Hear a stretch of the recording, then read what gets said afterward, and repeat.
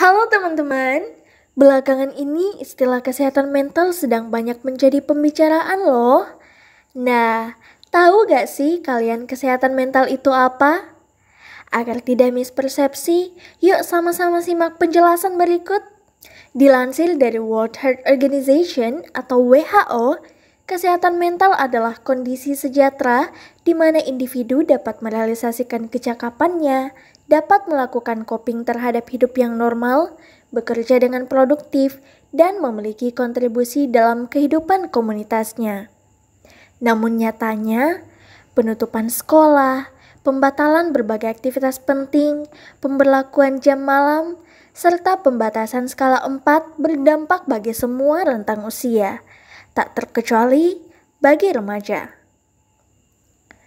Teman-teman tahu gak sih, semenjak COVID-19 digolongkan sebagai pandemi dunia, banyak remaja mengeluh seputar hilangnya momen keseharian normal mereka, seperti berlibur bersama teman, berkunjung ke pusat perbelanjaan, ataupun sekadar bercengkrama mengerjakan tugas kelompok dengan teman sebayanya.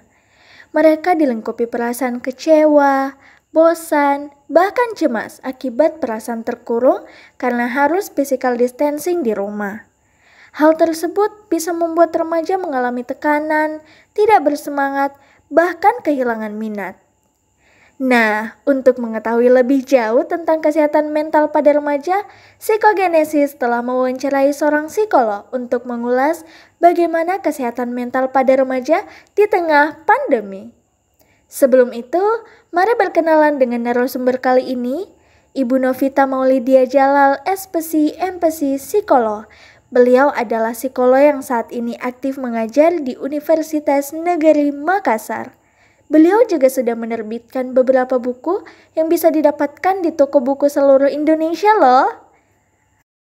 Berikut penjelasan beliau.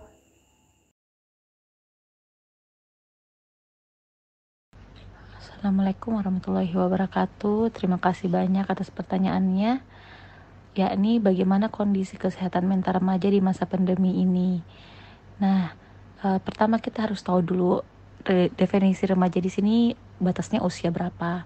Remaja yang saya akan ceritakan di sini adalah remaja yang berusia 12 hingga 21 tahun. Nah, untuk menjawab bagaimana kondisinya, tentu saja ini tidak bisa digeneralisasi, namun saya akan bahas secara umum saja yang bisa jadi ada juga kaitannya dengan individual differences atau setiap remaja satu sama lain itu berbeda kondisinya.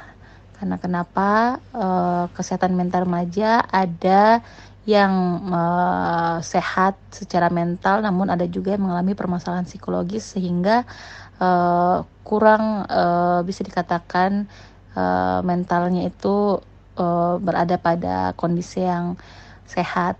Nah, tentu saja perbedaan ini juga didukung oleh kepribadian dari masing-masing remaja, bagaimana dia menyikapi kondisi pandemi COVID, dan juga dari eksternalnya, yakni lingkungan di rumah. Karena kenapa sekarang di masa pandemi lingkungan rumahlah yang sangat intens berinteraksi dengan satu sama lain anggota keluarganya, termasuk anggota keluarga yang berusia remaja. Belum lagi adanya lingkungan eksternal seperti di sekolah atau di kampus atau juga di masyarakat yang tetap berjalan meskipun tidak tatap muka, namun prosesnya itu tentu saja memiliki konsekuensi positif dan negatif. Misalkan saja di sekolah ataupun di kampus dengan tugas yang sama pada saat tatap muka, namun minim interaksi dengan guru atau dosen dan juga minim interaksi langsung dengan teman-teman, sehingga akan mengurangi peluang untuk berdiskusi secara langsung. Nah, tentu saja hal ini menjadi penghambat juga bagi remaja dan akhirnya bisa mengalami adanya kesulitan dalam memecahkan tugas-tugas yang dikerjakannya. Kemudian juga tentu saja kita lihat lagi ya dari usia remaja yang senang berkelompok, berkumpul bersama teman-teman. Tentu dengan adanya corona dan kita semuanya di rumah, tentu saja akan mengurangi peluang remaja untuk berkumpul bersama teman-temannya. Kalaupun iya, ya, intensitasnya atau frekuensinya itu akan berkurang. Nah, hal ini tentu saja akan juga mempengaruhi kesehatan mental remaja, namun dalam artian yang jika remaja tersebut juga tidak membantu dirinya untuk mengatasi kendala-kendala yang dialaminya, karena di sisi lain juga ada remaja di saat pandemi COVID ini malah semakin sehat secara mental. Karena kenapa? Karena di lingkungan rumahnya itu dia merasa nyaman, merasa aman, dan juga dia menggunakan seluruh potensinya untuk mengatasi masalah-masalah yang dia hadapi, serta mendapat support sosial juga dari lingkungan rumah. Sehingga misalkan tugas kampus ataupun tugas di masyarakat ataupun interaksinya yang berkurang di luar, namun interaksi yang positif di dalam rumah menyebabkan ia merasa aman, nyaman, dan bahagia. Sehingga bermunculan juga di saat ini adanya kreativitas dan produk-produk serta ide-ide yang brilian dari remaja, meskipun pandemi COVID membuat kita semuanya harus berada di rumah.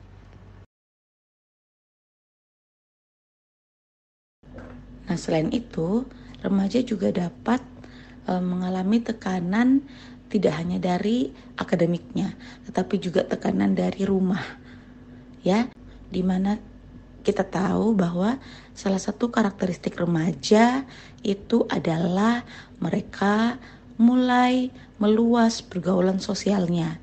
Mereka senang untuk berkumpul bersama-sama dan berkelompok. Sehingga pada saat di rumah saja itu merupakan hal yang bisa menjadi sumber stres mereka, karena mereka kurang nyaman ketika tidak berinteraksi langsung dengan teman-teman sebayanya.